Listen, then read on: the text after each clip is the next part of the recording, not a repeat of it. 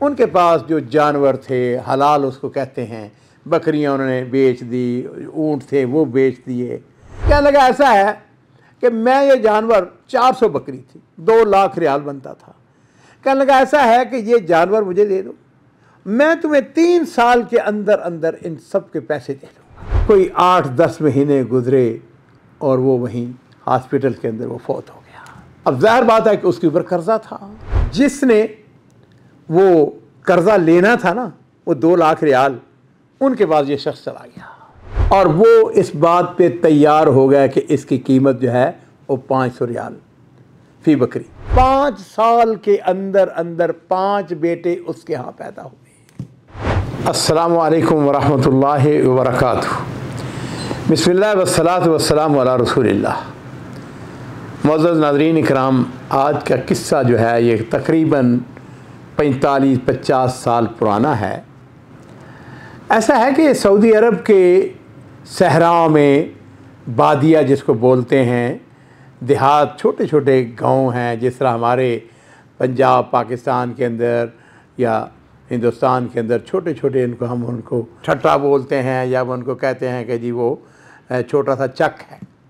इसी तरीके से तो आज से 50 साल पहले, 55 साल पहले लोग घरों में नहीं रहते थे, बल्कि उनके खैमे बने होते थे और खैमों के अंदर रहते थे और कुछ बकरियां, कुछ ऊँट, ये उनका ज़रिए माश था। तो एक घराना जिसके मियाँ बीवी और उनके छोटे छोटे बच्चे थे, बच्चे माशाल्लाह बड़े हो रहे थे। जो बड़ा बच्चा था उसकी तकरीबन को 11 साल उम्र थी, छोटे उसके बच्चे थे, भाई थे उसके। खैर हुआ यूँ कि एक दिन जो उसकी बीवी थी, जो साहिब खाना था, उसको ने क्या अपने खामद से कहने लगी, भले मानस, ये जो बादिया की ज़िंदगी है, खैमों की ज़िंदगी है, बड़ी टफ़ ज़िंदगी है, बड़ी मुश्किल ज़िंदगी है, और तुम शुगर के मरीज़ भी हो। ऐसा करते हैं कि हमें यहाँ से शहर जाना चाहिए, वहाँ पे रहना चाहिए। ये बच्चे, इनकी तालीम का मसला है, यहाँ पे स्कूल कोई नहीं है, बच्चों का मुस्तकबिल। खामद ने कहा बात तो तुम्हारी सही है, वाक़यातन बच्चों का मुस्तकबिल कोई नहीं, आज अगर वो पढ़ेंगे नहीं। खैर ये उस वक़्त की बात है जब शऊर आ चुका था पढ़ाई का, तालीम का। तो जी नाज़रीन इकराम, उन्होंने क्या किया, उनके पास जो जानवर थे हलाल उसको कहते हैं, बकरियां उन्होंने बेच दी, ऊँट थे वो बेच दिए, जो कुछ उनके पास जायदाद थी वो तकरीबन 1,70,000 रियाल की जानवर वो बिक गया। फिर उसके बाद उन्होंने और चीज़ें बेची, हाँ जी, कोई जेवर होगा वगैरह वगैरह। एनीवे 1,90,000 रियाल उनके पास जमा हो गया। लो जी, उन्होंने शहर का रुख किया। रियाज के एक महल्ले के अंदर, उस ज़माने में कि जब मैं बात कर रहा हूँ ये मबलग बहुत बड़ी रकम थी, तो उन्होंने बहुत खुली जगह उन्होंने ख़रीद ली, वहाँ पे अपना घर बना लिया। अब ज़ाहिर बात है कि खाने पीने के लिए, हर घर के गुजारे के लिए कुछ चीज़ें तो ज़रूरत थी। तो उन्होंने क्या किया, उसने सोच सोच के कहा कि मैं कौन सा काम करूँ।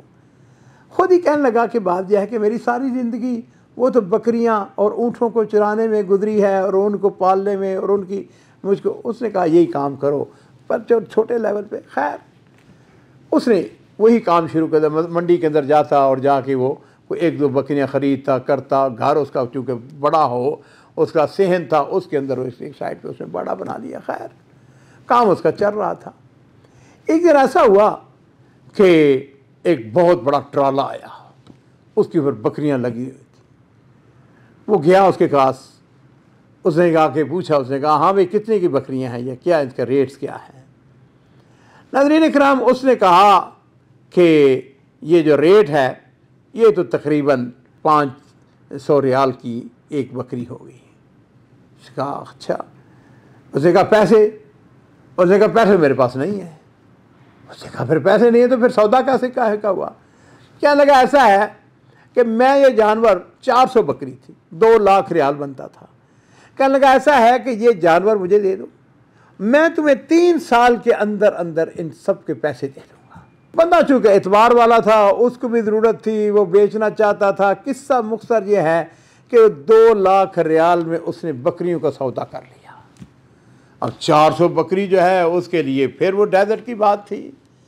वो जनाब डेजर्ट के अंदर रियाज से बाहर उसका जो पुराना मुलाजिम सूडानी था, उसने उसको पैगाम भेजा। उसने कहा कि भाई मेरे पास आओ कि दोबारा नौकरी कर लो। उसने भी कहा कि भाई अल्लाह तेरा भला करे, मैंने कितने लोगों के पास जॉब तलाश किया है, नौकरी करने की कोशिश की है, लेकिन सच्ची बात यह है कि मैं कहीं जम नहीं सका।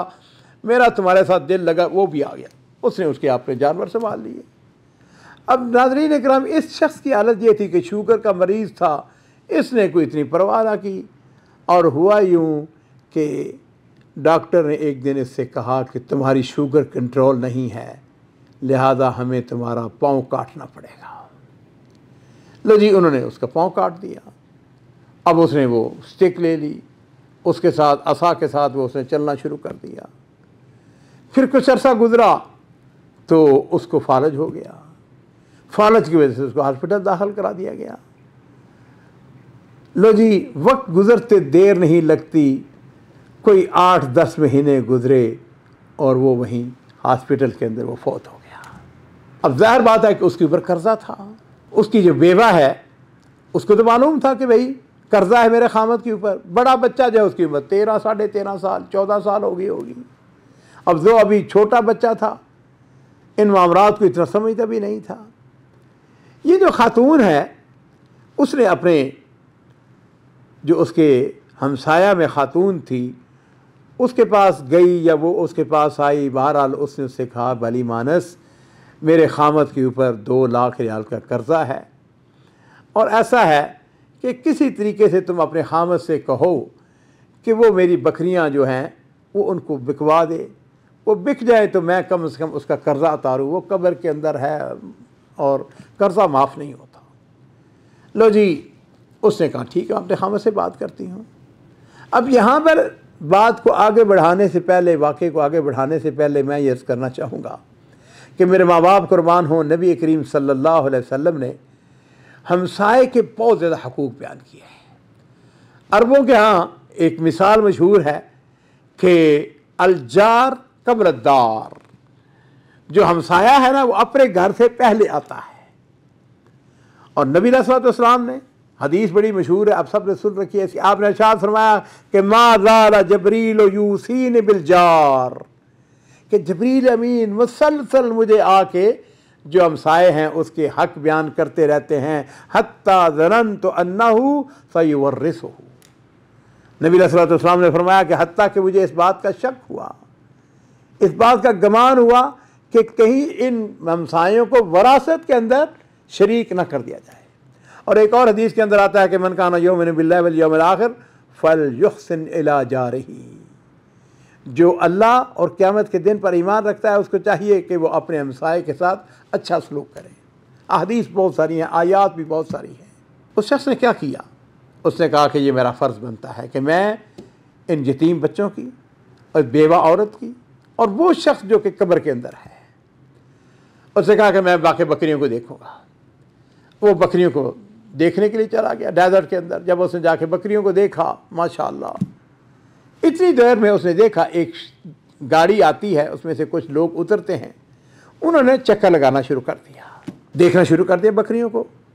पता चला कि ये बकरियों को सौदा करने के लिए आए हैं। ये शख्स आगे बढ़ा, उसने कहा हाँ भाई बताओ क्या इनकी कीमत देते हो।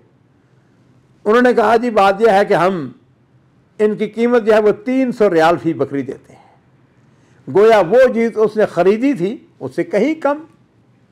उसने कहा नहीं नहीं, उसने ये नहीं बताया कि मैं कौन हूँ क्या नहीं हूँ। उसने कहा तुम 300 की बात करते हो, ये 500 रियाल से कम नहीं है किसी सूरत में। अगर तुमने लेनी है तो 500 रियाल की बात करो। उन्होंने कुछ तरद्दुद का इज़हार किया। उसने कहा ऐसा करो, हफ्ता 10 दिन में तुम्हें देता हूँ, जाके सोचो गौर करो और फिर उसके बाद आना।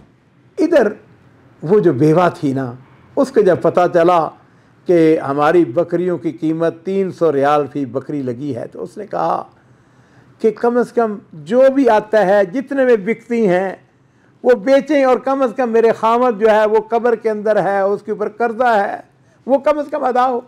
बहरहाल इसने उसको पैगाम भिजवाया अपनी वाइफ के थ्रू। उसने कहा कि नहीं सब्र करो। अब नाज़रीन इकराम, खैर खाई इसको कहते हैं। इस शख्स ने पता क्या किया, जिसने वो कर्जा लेना था ना, वो 2 लाख रियाल, उनके पास ये शख्स चला गया। उसने जाके उनको अल्लाह का खौफ, अल्लाह का डर, अच्छी अच्छी बातें की। कहने लगा यार वो हमारा दोस्त था, हमारा हमसाया था, हाँ जी, वो इस वक्त कब्र के अंदर है, मसला बना हुआ है।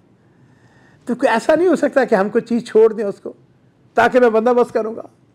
घर से निकला, अपने साथ 2 लाख रियाल लेके गया था। लो जी, उन्होंने कहा कि जी अच्छा ऐसा है कि हम 50,000 रियाल छोड़ते हैं। कहने लगा बात सुनो, लाख रियाल मैं तुम्हें दूं तो बाकी लाख रियाल तो माफ़ कर दोगे? उनको भी ज़रूरत थी, उन्होंने भी कहा बंदा तो फौत हो चुका है। उनका बिस्मिल्लाह। लो जी, उसने अपनी जेब से लाख रियाल निकाला और उसने उनके वाले कर दिया। अब लाख रियाल जो है वो बच गया। नाज़रीन इकराम, इस दौरान में वो बंदे जो उसकी कीमत लगा के गए थे, उन्होंने भी जाकर गौर व फिक्र किया और वो इस बात पे तैयार हो गया कि इसकी कीमत जो है वो 500 रियाल फ़ी बकरी, 400 बकरियां थी। बहरहाल अब देखिए कि ये है नेकी, ये है एहसान अपने हमसायों के साथ। लाख रियाल इसने वहाँ से माफ़ करवा लिया और इसने क्या किया, अपनी बीवी को साथ लिया, उसके घर चले गए उन यतीम बच्चों और बेवा औरत के पास, और लाख रियाल जो है उसने उसको जाके पेश कर दिया। उसने कहा अल्लाह की बंदी, ये लाख रियाल तुम्हारा है। बाकी वो जानवर जो बकरियां थी ना, उनमें से बच्चे पैदा हुए, वो अलहदा थे, वो उसने कहा कि ये तुम्हारे रहेंगे अलहदा। और साथ ही उसने सुडानी से कहा, उसने कहा बात सुनो, तुम हमारे लिए काम करो, मैं तुम्हें तनख्वाह भी दूंगा और जानवरों के लिए जो चारा वगैरह है उसके लिए भी मैं तुम्हें पैसे दूंगा। अब देखिए, ये खैर का काम किया, अल्हम्दुलिल्लाह उसका कर्ज़ा उतर गया, उनको लाख रियाल मिल गया, वो खैर वफ़ियत के साथ अल्हम्दुलिल्लाह गुजारा कर रहे हैं। अब अल्लाह की तरफ से रिवार्ड क्या मिलता है अज़ीज़ो, इंशाअल्लाह ये सच्चा वाक़या है। ये शख्स जिसने उस बेवा के साथ, उन यतीम बच्चों के साथ एहसान किया, अल्लाह ताला ने उसका बदला पता क्या दिया? 17 साल से उसके यहाँ औलाद नहीं थी, 17 साल से, और फिर अल्लाह ताला ने उसके ऊपर करम किया। पहले साल एक बच्चा पैदा हुआ, दूसरे साल दूसरा बच्चा, तीसरे साल तीसरा बच्चा, चौथे साल चौथा बेटा पैदा हुआ, 5वें साल 5वां बेटा पैदा हुआ। 5 साल के अंदर अंदर 5 बेटे उसके यहाँ पैदा हुए। नाज़रीन इकराम, मैं हमेशा आपको ये बात कहता हूँ, वफ़लुल खैर लअल्लकुम तुफ़लिहून, खैर के काम करो, इंशाअल्लाह अल्लाह ताला की मदद आएगी। तुम खैर के काम करोगे, अल्लाह ताला तुम्हारी मदद करेगा।